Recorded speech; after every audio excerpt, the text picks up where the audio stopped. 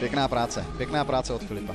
Máme tady předposlední zápas večera, který je vypsán ve váhové kategorii do 66 kg na 3x5 minut.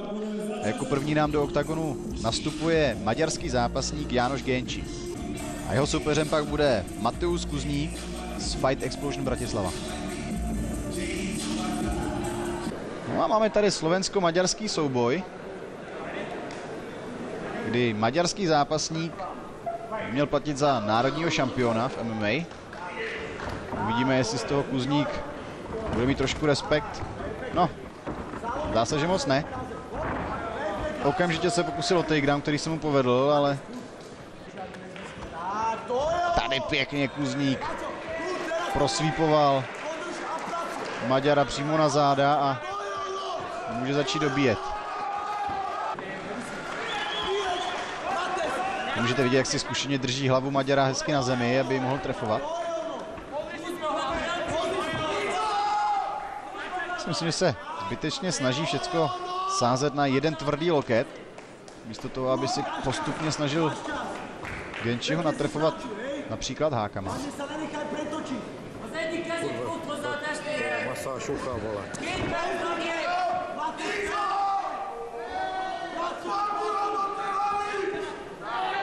Trefil tvrdý loket. Následoval několik háků.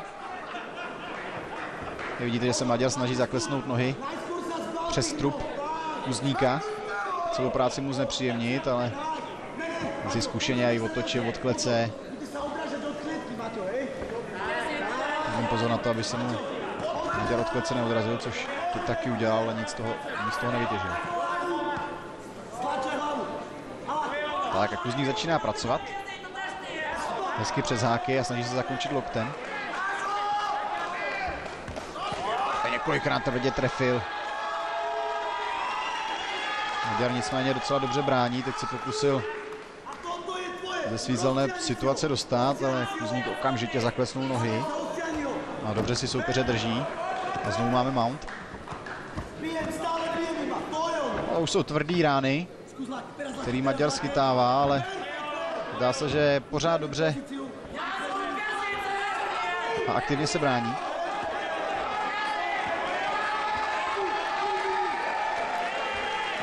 To už ale slušná mela. Už vidíme krev v obličeji Genčiho. Tak znovu.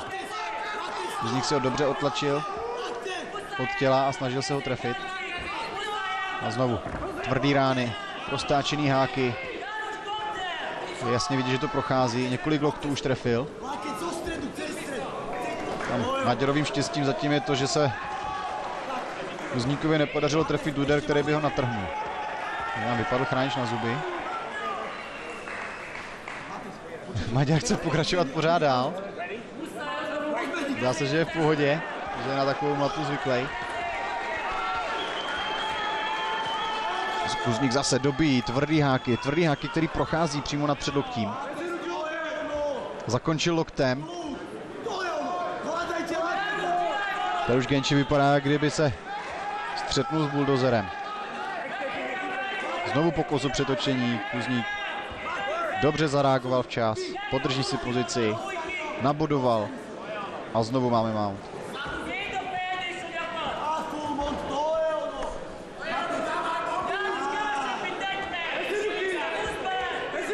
Máme tady poslední minutu prvního kola. Vidíme, jestli se Kuzník pokusí o nějakou techniku, nebo bude sázet na dobíjení, aby pozici nestratil, protože tohle je taktika, která mu zatím vychází.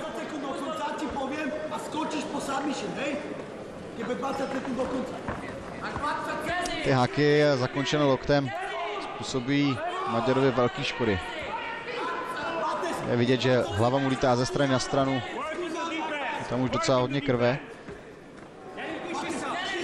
A tady závěr prvního kola. Tady pokus o armbar, kdy si to Kuzník zkusil zamčit aspoň rukou, ale nakonec se rozhodl dál dobíjet. Konec prvního kola. A Maďar se zdá v pohodě. Vypadá, že není otřesený. Neuvěřitelný, co ustál. Neuvěřitelný. Tak a tady se můžeme podívat v plném záběru na techniku, která byla v tomhle zápase velmi důležitá, kdy se Kuzníkovi podařil sweep do mountu, ze kterého pak pracoval například takhle tvrdými lokty. No a maďarská strana zápas raději ukončila. Myslím si, že posílat Gencio do dalšího kola by byl trošku risk, co se týče jeho zdraví. Trošku zvláštní radost. Podání Kuzníka, který si od trenéra vysloužil ještě jeden takedown. No ale klobouk dolů před Maďarem. Ukázal, že má rozhodně tvrdý kořínek. Tak Mateusz Kuzník, vítěz tohoto zápasu. Pěkný výkon.